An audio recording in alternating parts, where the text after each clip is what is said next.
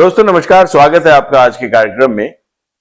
Iran और Israel के बीच जो जंग शुरू हुई थी 13 जून को, वो अचानक समझिए कि बिना किसी नतीजे पर पहुंचे हुए खत्म हो गई और पूरी दुनिया ने इसका स्वागत भी किया है। इस जंग में आपको याद होगा कि अमेरिका भी कूद गया था और एक तरह से तीनों देश जो थे वो जंग में उलझे हुए थे। लेकिन अब जब जंग समझिए कि युद्ध विराम क्या लगभग पूरी तरह से यह जंग खत्म मानी जा रही है, क्योंकि तीनों ही देश अपने अपने को जीता हुआ घोषित कर रहे हैं। तीनों ही देश विजय जुलूस मना रहे हैं। हालांकि तीनों के पक्ष में अपने अपने तर्क भी हैं। जो खामनेई साहब हैं, उनका कहना है, उनका दावा है कि ईरान ने इजराइल को पूरी तरह से तबाह कर दिया, बर्बाद कर दिया और इजराइल ने घुटने टेक दिए। जबकि अभी सुबह में ही अमेरिका ने जब युद्ध विराम की घोषणा की, उसके बाद भी कहा जाता है कि ईरान ने आखिरी सलामी के तौर पर कुछ मिसाइलें छोड़ी जो अमेरिकी बेसेस को तबाह कर रही थी। कतर और पाकिस्तान वगैरह में जो बेसेस थी उस पर उन्होंने बम बरसाए, तो माना जा रहा। और उसके बाद फिर उन्होंने बहुत जोरदार जुलूस निकाला वहां ईरान में। देखिए तो आप, बहुत भव्य जुलूस निकला एक, और सबने मतलब जीत की जो बधाइयां दी एक दूसरे को कि ईरान ने इजराइल को धूल चढ़ा दिया, अमेरिका को धूल चढ़ा दिया।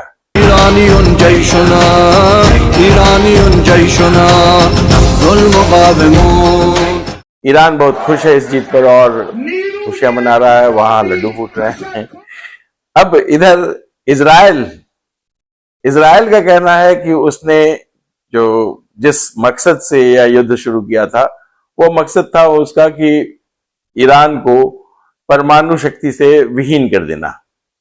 अब परमाणु शक्ति कैसे मतलब चल रही थी, जो परमाणु शक्ति ईरान में बहुत दिनों से ईरान एक परमाणु कार्यक्रम डेवलप कर रहा था। हालांकि कहा जाता है कि यह, जो वेस्टर्न वर्ल्ड का कहना है कि यह बेसिकली एक चोरी का आइडिया है।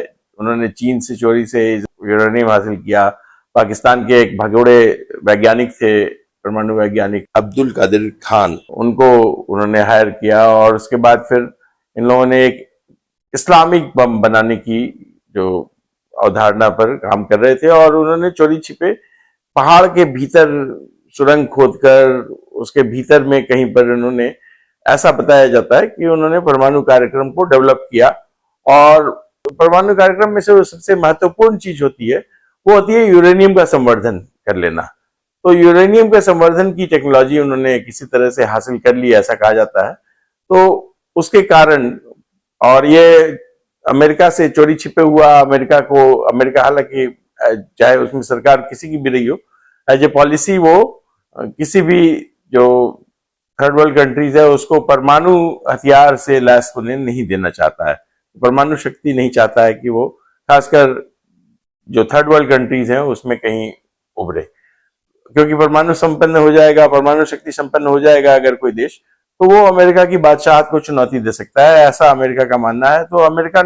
तो इजराइल ने उसका बीड़ा उठाया था और इजराइल ने कहा कि वो ईरान के जो परमाणु शक्ति, जो परमाणु कार्यक्रम है, उसको पूरी तरह से बर्बाद कर सकता है, कर दिया है उसने ईरान के जो परमाणु कार्यक्रम है उसको पूरी तरह से बर्बाद कर दिया है। इजराइल के पक्ष में जो तर्क है वो है कि इजराइल ने कहा कि उसने जो ईरान के चुनिंदा जो टॉप के जो परमाणु वैज्ञानिक थे उन लोगों को मरवा डाला उसने। तो ऐसा सच भी है, ईरान के जो टॉप के 10-12 नेता थे उनकी पहले ही हत्या किसी तरह से डायरेक्ट इजराइल ने उन पर बम बरसाकर चाहे किसी भी तरह उनको मार डाला। तो इसके बारे में कई तरह की कहानियां भी इंटरनेट पर चल रही हैं कि एक इजरायली महिला थी जिसने ईरानी बनकर और इन लोगों के घर, जो टॉप के जो ऑफिसर थे और वैज्ञानिक थे, उन लोगों के घरों में उसने जान पहचान हासिल की और उनका एग्जैक्ट ठिकाना बताया इजराइल को ताकि उन पर बम गिरे। हालांकि अभी कोई इसकी पुष्टि नहीं है, कहीं भी कोई भी इसकी आधिकारिक तौर पर किसी भी सरकार ने कोई पुष्टि नहीं की है। तो खैर जो भी हो, लेकिन यह सच है कि ईरान के कम से कम 10 बहुत टॉप के जो अधिकारी थे, वैज्ञानिक थे, उन लोगों की हत्या हो चुकी है इस युद्ध के शुरू होने के दौरान ही। तो वो एक इजराइल का अपना एक वो तर्क है कि उसने इस परमाणु कार्यक्रम को कैसे शुरुआत में ही कुचल दिया, और उसके बाद फिर उसका कहना है कि जो अमेरिकी बम वर्षक विमान जो थे, सुरंग भेदी विमान जो मिसाइलें मारी उन्होंने, तो उन्होंने बिल्कुल इसके परमाणु कार्यक्रम को पूरी तरह से तबाह कर दिया, परमाणु कार्यक्रम को बहुत पीछे ढकेल दिया। अभी कम से कम 8-10 साल जो ईरान है वो दोबारा परमाणु कार्यक्रम को डेवलप करने के बारे में नहीं सोच सकता, ऐसा इजराइल का मानना है। अमेरिका चूंकि चौधरी था, वो अमेरिका ट्रंप साहब जो है वो एक चौधरी बन के आए थे, और उन्होंने पहले तो ईरान को चेतावनी दी, फिर ईरान नहीं माना, तो उसके ऊपर अपना उन्होंने 2-3 जो एयर बेसेस थे वो इस्तेमाल किए, दोहा में, फिर यहाँ पाकिस्तान में, और भी सऊदी में। इन लोग जो अमेरिका के जो प्रभाव वाले देश हैं, वहां अमेरिका ने अपने बेसेस बना रखे हैं। तो जिस पर ईरान ने हमला किया, जिन बेसिस पर, माना जा रहा है कि ईरान अपने आप को कह रहा था कि हमने अमेरिका पर हमला कर दिया। वो अमेरिका पर नहीं, बेसिकली इन कंट्रीज के बेसिस पर, अमेरिकी बेसिस पर हमला किया था उसने। तो खैर जो भी हो, लेकिन अमेरिका ने दावा किया कि उसने जो ईरान के जो परमाणु केंद्र हैं, जहां जहां कहा जाता है कि 3 केंद्र थे परमाणु के, जहां पर न्यूक्लियर प्रोग्राम डेवलप कर रहा था ईरान, और इन तीनों जगहों को पूरी तरह से तबाह और बर्बाद कर दिया है। वो उसका प्रूफ भी है अमेरिका के पास, और वास्तव में वहां बहुत भयंकर तबाही हुई है उन तीनों जगहों पर। Coming in is that United States has bombed Iran's nuclear sites. US strikes Fordo and 2 other nuclear sites. US jets drop bombs at Iranian nuke sites. So this bomb called the GBU-57 was dropped from a B-2. We do know that at least 2 B-2s per site were actually used from a height. These bombs are dropped. They drop under gravity at extreme velocity.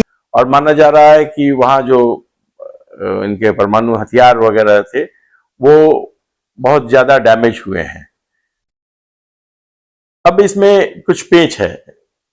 एक IAEA है जो अंतर्राष्ट्रीय संस्था है जो परमाणु विकिरण की जांच करती है कि अगर कहीं कोई परमाणु हथियार या परमाणु ऊर्जा से संबंधित कुछ भी अगर नष्ट हुआ है तो उसके कारण जो परमाणु विकिरण फैलता है वो विकिरण की जांच करता है। तो ऐसा अभी IAEA ने कहीं भी विकिरण को नहीं पाया है।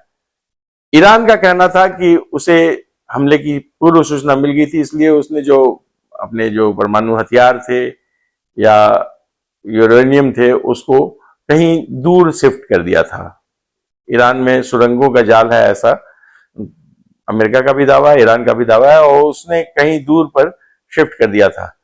तो हो सकता है, क्योंकि अभी तक कोई विकिरण की सूचना नहीं है, तो हो सकता है कि परमाणु हथियारों पर कोई जो उसके जो स्टोर किए हुए रखे हुए सामान थे उन पर कोई आंच नहीं आई हो। लेकिन ऐसा है कि जो उनका जो बेस था, जो परमाणु का जो उन्होंने परमाणु हथियारों का जो उनका या परमाणु ऊर्जा का जो केंद्र था उसको तो बहुत ज्यादा नुकसान पहुंचा है। अब ईरान वास्तव में अगर उनको दोबारा डेवलप करना चाहे तो उसको कई साल लग जाएंगे।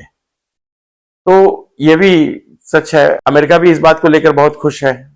तो यह जो अब एक और बात हुई कि अमेरिका ने ही चूंकि युद्ध विराम की घोषणा की, तो जो ट्रंप साहब का सपना है कि उन्हें नोबेल पीस प्राइज मिल जाए, तो अभी वो समझौता एक्सपर्ट बनते जा रहे हैं और जो युद्ध विराम के जो सिरमौर बनते जा रहे हैं। तो उनको हो सकता है, क्योंकि नोबेल प्राइज वाला जो बॉडी है उसको प्रभावित करना अमेरिका के लिए कोई बहुत बड़ी बात नहीं है। तो हो सकता है ये जो स्टार्स हैं इनको वो सजाते जा रहे हो कि नहीं जी, हमने बहुत सारे युद्ध विराम करवाए।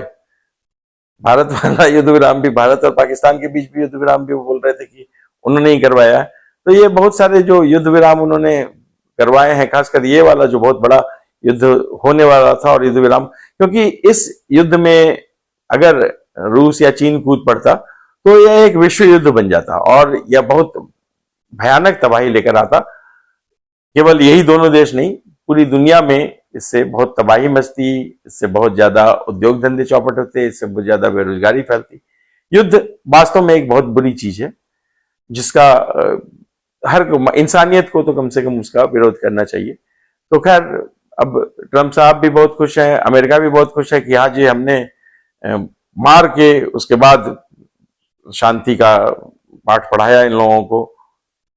ईरान खुश है, इजराइल खुश है, अमेरिका खुश है। तो ये खुश वार एंडिंग हुई। आज के वीडियो में इतना ही। अगले वीडियो में किसी और मुद्दे के साथ आपसे फिर दोबारा मुलाकात होगी। तब तक के लिए धन्यवाद, नमस्कार, जय श्री राम।